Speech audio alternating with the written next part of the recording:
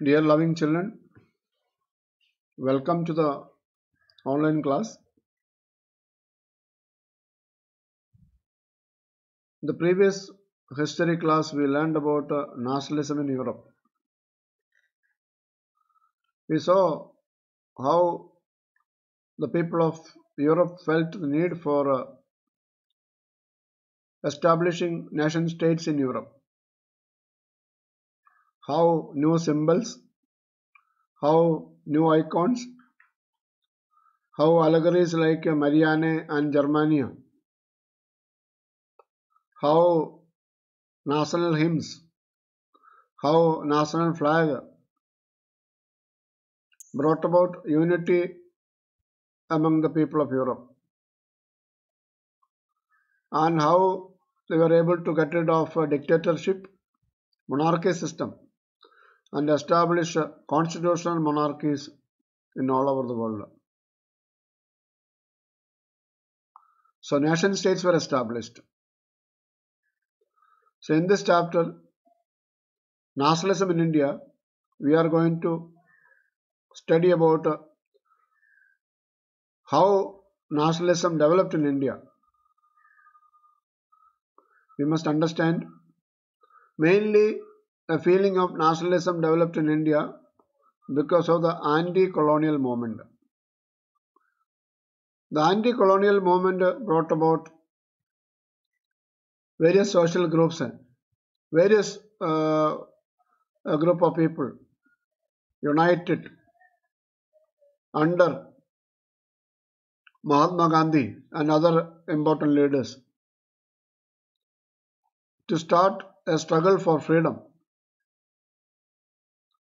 So there are many factors which contributed for the development of nationalism in India. We will understand the role played by the Congress party under the leadership of Mahatma Gandhi. So let us try to understand how we got freedom for India and what were the sacrifices made by the people for the sake of our freedom which we enjoy today. So I'll show you some pictures also related to some of the national movements in India. As we go through the lesson, question answers, I think things will be more clear to you.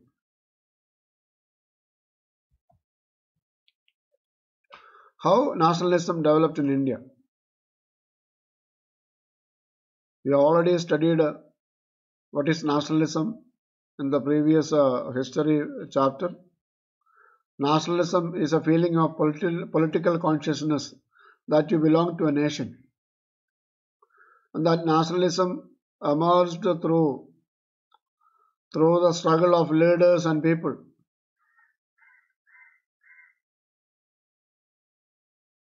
So in India, the growth of nationalism is connected to anti-colonial movement. So the arrival of the British in India and their policies, their programs. This colonial people, they took away our freedom, and because of their arrival, we lost our means of livelihood. We had to face many problems because of the arrival of this colonial people. People began discovering their unity in the process of their struggle against colonialism. So Indians, whether it is peasants, whether it is workers, whether it is plantation workers or businessmen, they began to discover their unity in the process of their struggle against colonialism. The sense of being oppressed under colonialism provided a shared bond that tied many groups together. The sense of being oppressed. They were being oppressed by the British people, and that created a bond that kept them together, kept many groups of people together. Many people like peasants, tribals, businessmen, plantation workers, etc. were unhappy with the policies of the British. The peasants were not happy because the burden of taxation fell on them. They had to pay high land revenue. And the tribal people, they had to do free labor for them. They were forced to do beggar. They were not allowed to enter forest to graze their cattle or to collect various forest products. The businessmen did not enjoy freedom. The plantation workers were not allowed to go home. They had to take a permission to go home, and that permission was not given. Permission was given very rarely. Due to colonialism, people lost their freedom and a means of livelihood. So all this brought about a feeling of nationalism among Indians. Due to colonialism, people lost their freedom. They lost their means of livelihood. We know the case of the weavers in Bengal. The weavers in Bengal were given order by the Gomastas, agents of British. They gave them order, they gave them advance money, and they purchased finished cloth from the weavers at a cheap rate, a very low rate. As a result, many weavers were forced to give up weaving, and they were forced to take up some other jobs for the sake of surviving.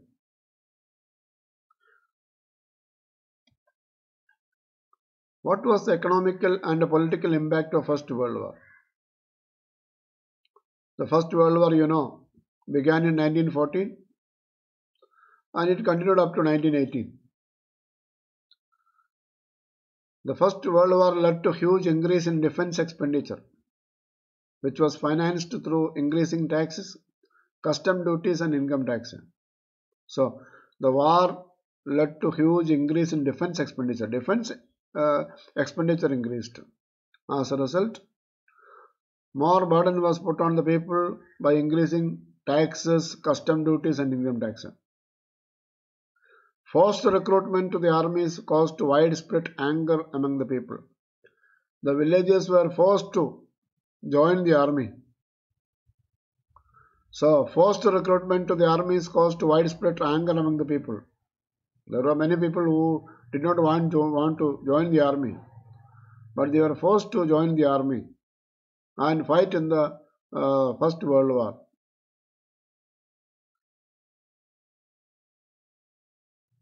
There were acute shortage of food due to failure of crops and famine. That was another serious problem. There was a shortage of food. Acute shortage of food due to failure of crops and famine. There was price rise and influenza epidemic, and death of millions of people caused extreme hardships to people. There was price rise and influenza epidemic, and death of millions of people caused extreme hardships to people.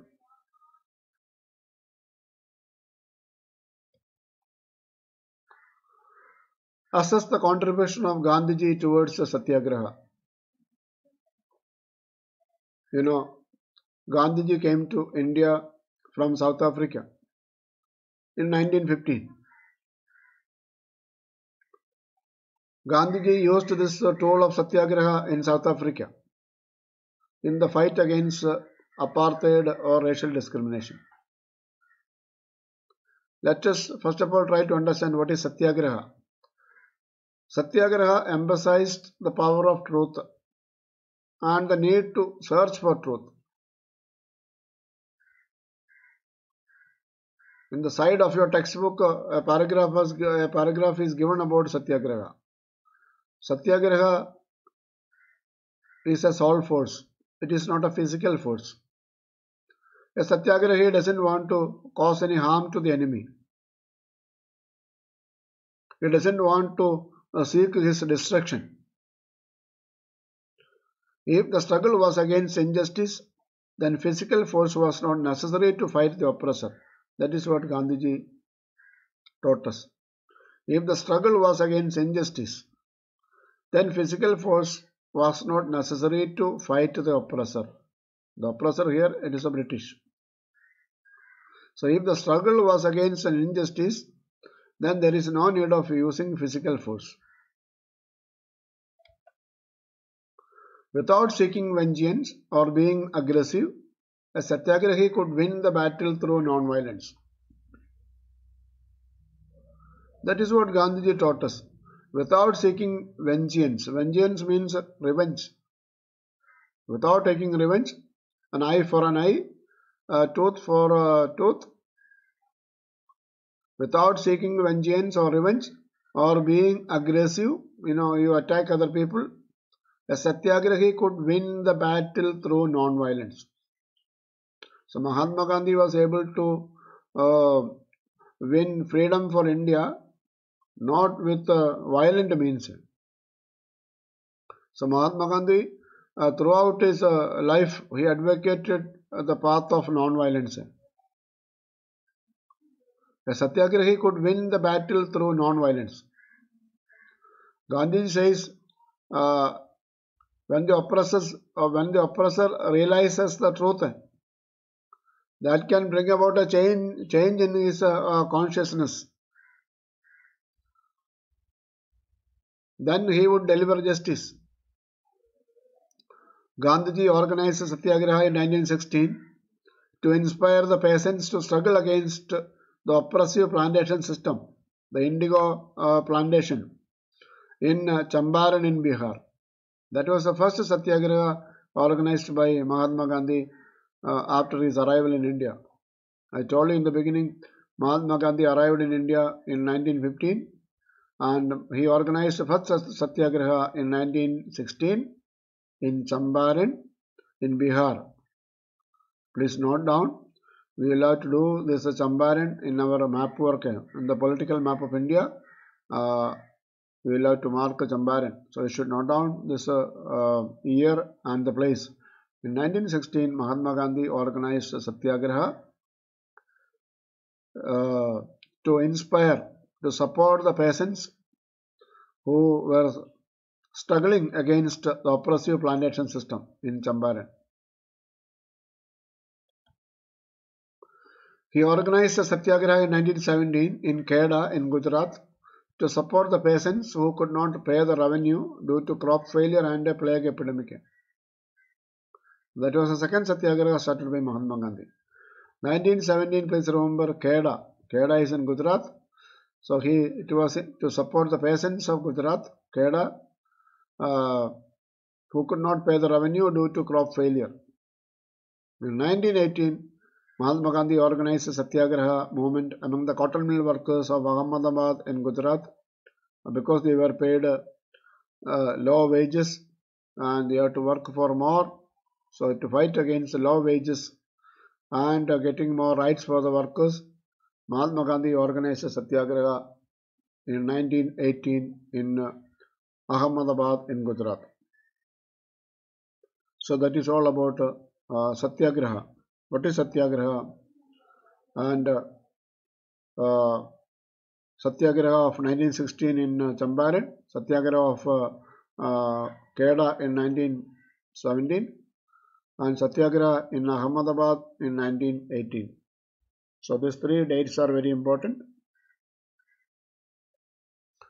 You can see from the picture the Champaran satyagraha, and you can see the Kheda satyagraha, and you can see the Ahmedabad satyagraha. You can see the pictures of the satyagraha. So that was the main weapon used by Mahatma Gandhi to fight for the rights of the people. Why did Gandhiji decide to launch a nationwide protest against the Rowlatt Act 1919? This act was passed in a hurry through the Imperial Legislative Council despite opposition from Indian members. That was the first reason. This act was passed. The Rowlatt Act was passed in 1919 in a hurry through the Imperial Legislative Council in spite of the opposition from Indian members. Second point, Mahatma Gandhi considered Rowlatt Act as the most unjust act because it gave the government enormous powers. Enormous means huge powers to repress political activities. Repress means suppress political activities, control political activities. Third point, it allowed the detention of political prisoners without trial for 2 years. According to the Rowlatt Act, any political prisoner, any political activist can be detained without trial for 2 years. They say any person can be arrested and put in jail. Any political activist can be arrested and put in jail for 2 years without trial. They say no appeal, no vakil. Any political activist can be arrested and put in jail for 2 years without trial. No trial. No question of appearing in the court. That is, I told you in short, no appeal and no vakil. No lawyer, you cannot make an appeal to any court. So you will be sent to jail for 2 years. Maybe you will be sent to Andaman Nicobar jail for 2 years. You have seen the film Kala Pani. From the film Kala Pani, you can understand more about the British policies and the way they brought sufferings to the people. Evaluate the Satyagraha movement against Rowlatt Act 1990. Gandhiji wanted a non-violent civil disobedience against such unjust laws, which would start with a Hartal on 6th April. That was Gandhiji's idea. It would start with a Hartal on 6th April. So, rallies were organized in various cities. Of India. Workers went on strike in railway workshops and shops closed down. Many workers went on strike in the railway workshops and many shops were closed down. People attacked banks, post offices and railway stations when police fired upon a peaceful procession in Amritsar. So that happened, I think, on 10th April. People attacked banks, post offices and railway stations when police fired upon a peaceful procession in Amritsar. It is the police who provoked the people. Local leaders were arrested. Local leaders like Saifuddin Kichlu and Satyapal Dung. They were arrested and Gandhiji was not allowed to enter Delhi. So that made the people of Amritsar, that area, angry.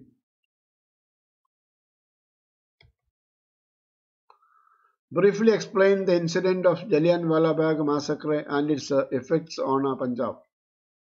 You must have heard about the Jallianwala Bagh massacre. Massacre means the killing of people in large numbers. The incident took place on 13th April 1919. The infamous Jallianwala Bagh incident took place. 13th April is the Baisakhi day for Punjabis. Baisakhi is a harvest festival of Punjabis. So the incident took place on 13th April 1919. On that day, a crowd had gathered there to attend the annual Baisakhi fair. Baisakhi, I told you, is the harvest festival of Punjabis.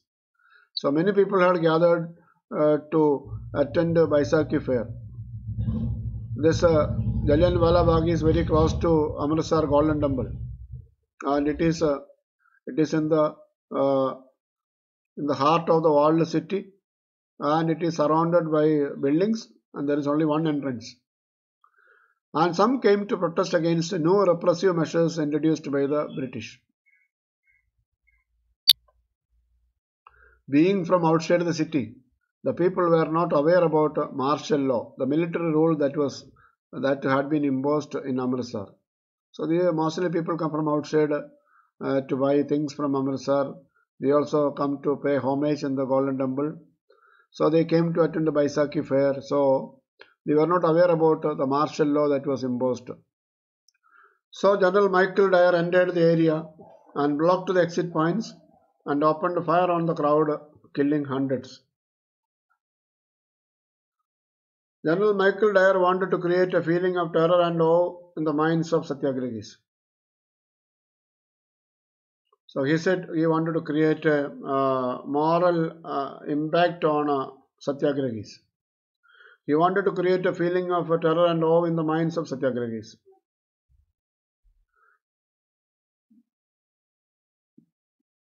So many people lost their lives. Some jumped into a well there and lost their lives. A crowd took to the streets in North Indian towns as a result. When they heard about this news, the sad incident, the crowd took to the streets in North Indian towns. There were strikes, clashes with the police, and attacks on government buildings, post offices, railway stations, banks, etc. So, how did the British government react against this reaction of the people? The Satyagrahis were forced to rub their noses on the ground and, and crawl on the streets. So they were forced to rub their noses on the ground and they were made to crawl on the streets. They were asked to salute all sahibs. Sahibs means British officials. They were asked to salute all the British officials. Sahibs means officials. And many people were flogged. Flogged means beaten with a whip. Besides that, some villages were bombed. At present, those villages are in Pakistan. So, you can see from the picture, you can see the Jallianwala Bagh, that memorial you can see. And you can see the General Dyer and his force trying to fire at the crowd. And you can see the dead bodies lying on the ground there. So, hundreds of people lost lives. So, that is all about Jallianwala Bagh incident and its impact on Punjab. With that, we come to the end of today's class. I want you to write down the questions and answers and try to read this chapter 2 or 3 times and try to gain more knowledge about this chapter, because this chapter is very important because it deals with the freedom struggle of India, the sacrifices made by the great heroes whose names are mentioned, whose name may not be mentioned in this textbook, the unsung heroes. So let us study this chapter with more enthusiasm and interest so that we have a feeling of nationalism in our minds.